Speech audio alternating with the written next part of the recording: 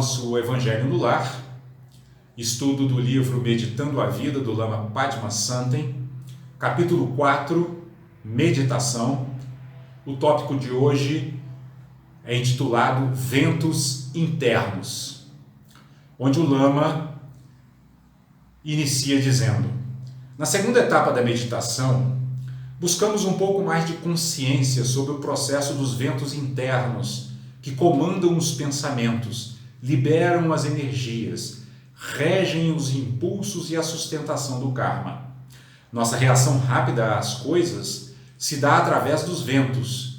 Todas as coisas se manifestam através de ventos específicos, comandados ou surgidos automaticamente. Bem, pessoal, acho que já na semana passada, quando a gente tratou do tópico respiração, dentro desse capítulo da meditação, nós já tínhamos falado um pouco sobre o que o budismo tibetano chama de ventos internos, né? Que nada mais são do que as energias sutis que circulam dentro do nosso corpo, né? É aquilo que na yoga indiana se chama de prana e no tai chi chinês se chama de chi, né? Ou seja, todos nós temos um complexo de energias internas que circulam dentro do nosso corpo e que no espiritismo é chamado de força vital, né? E o budismo tibetano chama essas energias de ventos internos. Por quê? Porque o budismo tibetano ele tem a visão de que essas energias elas são como os ventos que sopram, por exemplo, essa imagem sou eu que estou criando aqui, né? São como os ventos que sopram, por exemplo, no mar, onde nós colocamos o nosso barquinho à vela, né?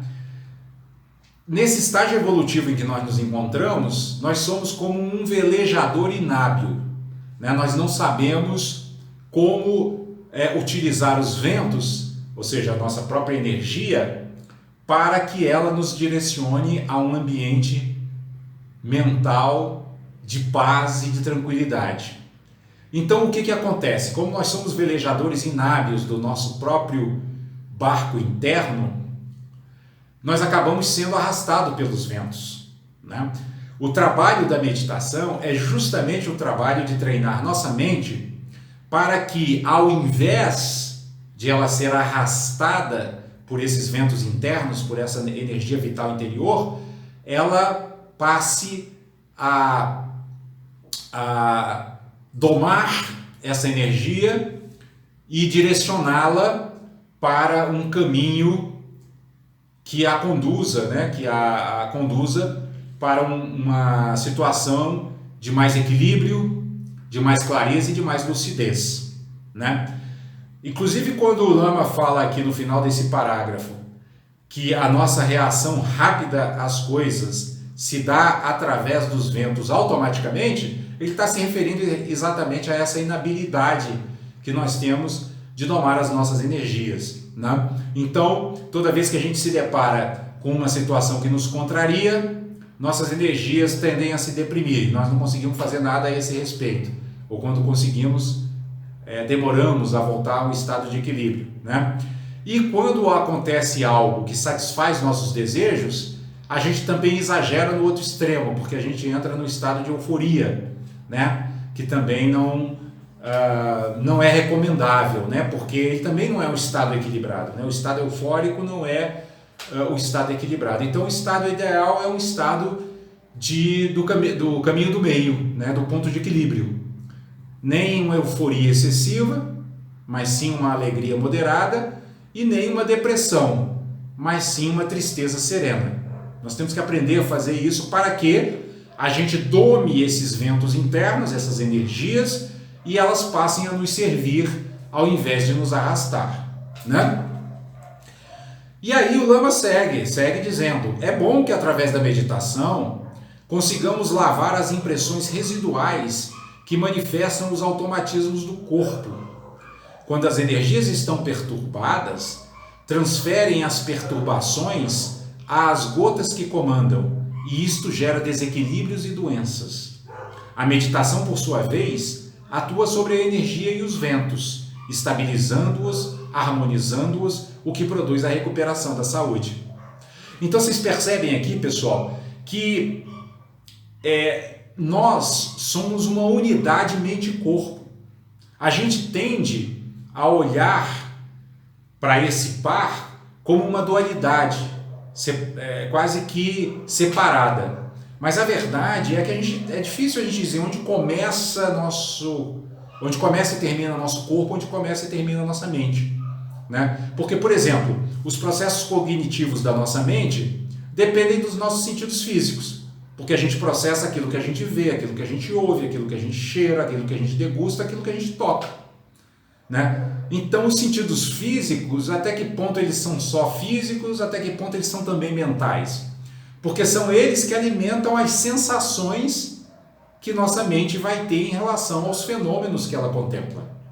E é a partir dessas sensações que nós vamos desenvolver percepções, ou seja, vamos identificar as coisas, né? Vamos perceber suas características, né? Vamos identificar suas cores, sua textura, seus sabores. Né? Então, percebem? Os sentidos físicos estão diretamente conectados às sensações e às percepções que são de natureza mental. Né? Então, corpo e mente caminham juntos, de forma absolutamente inseparável. Né? Por isso que o Lama está dizendo aqui que a meditação, ao atuar sobre a nossa energia vital, ou seja, sobre os ventos internos, na terminologia tibetana, ela vai também curar desequilíbrios e doenças.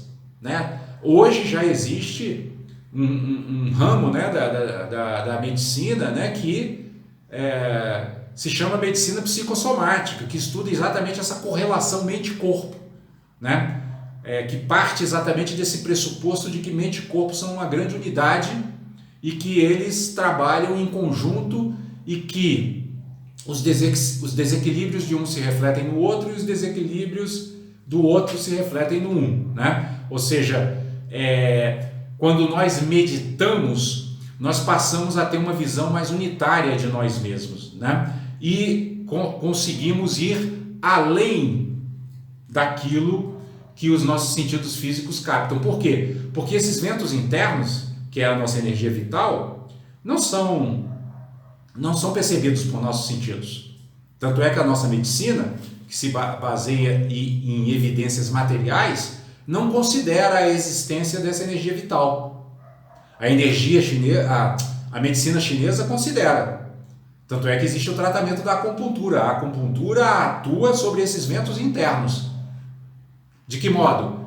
Reequilibrando-os, né? Trazendo de novo essas energias para o seu ponto de equilíbrio, que na verdade, o centro de toda a filosofia tradicional chinesa, né? Equilíbrio, moderação, né? Nem muito quente, nem muito frio, nem muito alto, nem muito baixo e assim por diante. Né? Então, quando a gente consulta um médico formado nas terapias tradicionais chinesas, ele vai sempre falar sobre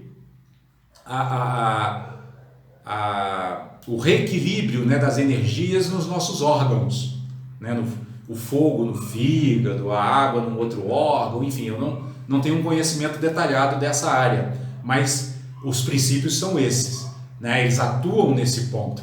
Né? Então aqui o Lama está dizendo que a meditação, ela não é só um método, né, ou uma prática que purifica a nossa mente. Ela é também uma prática que reequilibra o nosso corpo, né? E até fortalece o nosso corpo. Já há inclusive estudos, né, médicos que comprovam a eficácia da meditação em várias terapias, em várias curas, né, de pessoas com doenças às vezes até graves. Né?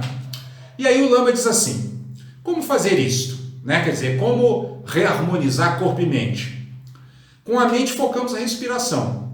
Inspiramos 4 dedos abaixo do umbigo e expiramos irradiando por todos os poros do corpo. Podemos expirar direcionando os ventos para as partes específicas do corpo onde existam desequilíbrios. Primeiro uma perna, depois a outra, progressivamente todo o corpo. Se temos alguma doença, o local lateja. Seguimos o processo de reequilíbrio até dissolver esta sensibilidade. Esta prática promove a recuperação da saúde e da equanimidade. Tomando a equanimidade por referência, desenvolvemos consciência do corpo sutil, que comanda as ações e das energias que surgem inseparavelmente dele. Olha que exercício, pessoal, que grau de profundidade tem esse exercício espiritual que o Lama Santen está nos propondo, né? Ele mostra aqui a relação direta entre um fator mental, que é a equanimidade, ou seja, a capacidade de lidarmos com os fenômenos e com as coisas, com os seres e com os objetos, sem criarmos apego e aversão, né? Então, a relação entre essa habilidade, que se chama equanimidade, e a cura das doenças do corpo. Porque o nosso corpo sofre muito com essa oscilação da nossa mente, né? É como se ele apanhasse o tempo inteiro, porque a gente fica, né, nessas oscilações de quando, por exemplo, nossos desejos são satisfeitos, aí ficamos num estado de euforia descontrolada. Quando nossos desejos ou nossas expectativas não são atendidos, aí caímos numa depressão profunda e o corpo fica tentando manter o equilíbrio no meio dessas oscilações extremas.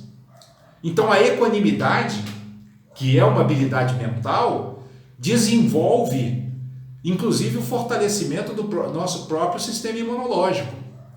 Porque o nosso sistema imunológico se enfraquece por conta desse gostar e não gostar da nossa mente. Olha só que coisa interessante, né? Nós mesmos somos os autores do nosso enfraquecimento, porque ficamos presos, né, nesse elo do gostar e do não gostar, né, nesse elo do apego e da aversão, sempre lutando, sempre tentando fazer com que as coisas se submetam aos nossos desejos, quando na verdade o que nós deveríamos fazer é nos purificarmos de todos esses desejos que não conduzem a um processo de elevação espiritual. Se há um desejo que pode ter valor, é a aspiração de nos iluminarmos, é a aspiração de nos tornarmos melhores, é a aspiração de nos tornarmos mais compassivos. E aí a gente pode fazer uma correlação com a frase de São Francisco de Assis: é dando que se recebe. É interessante isso, né? Por quê? Porque aqui, essa frase de Francisco de Assis fica absolutamente concretizada, não é mais uma coisa assim de uma moral metafísica, bonita, cristã, não é só isso.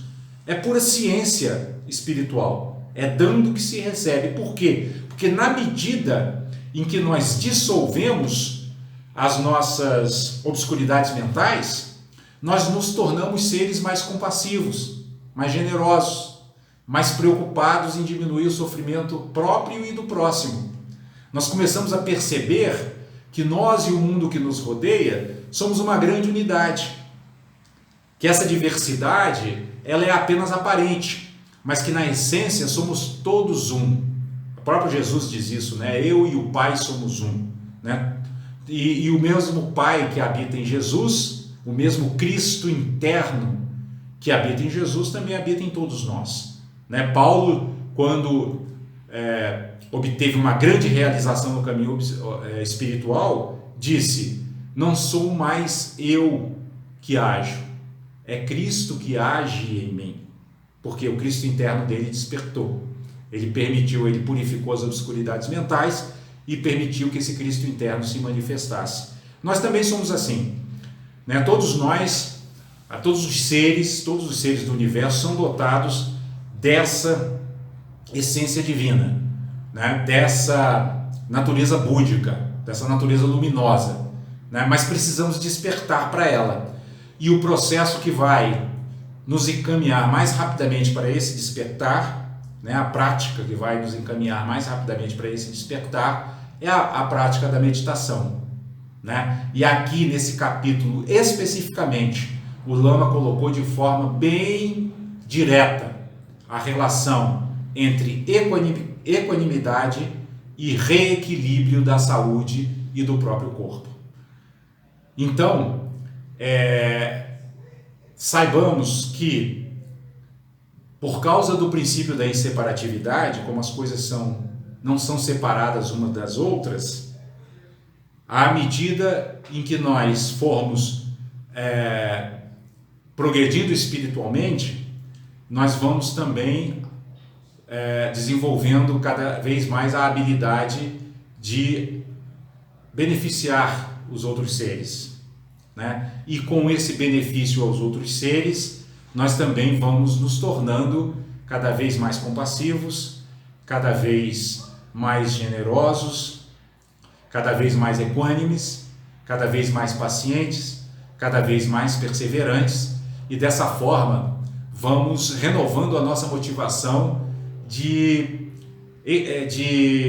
executar todas as práticas espirituais, porque nós vamos percebendo que esse caminho é um caminho de alegria, uma alegria que se torna tão intensa que um dia se transformará em verdadeiro êxtase.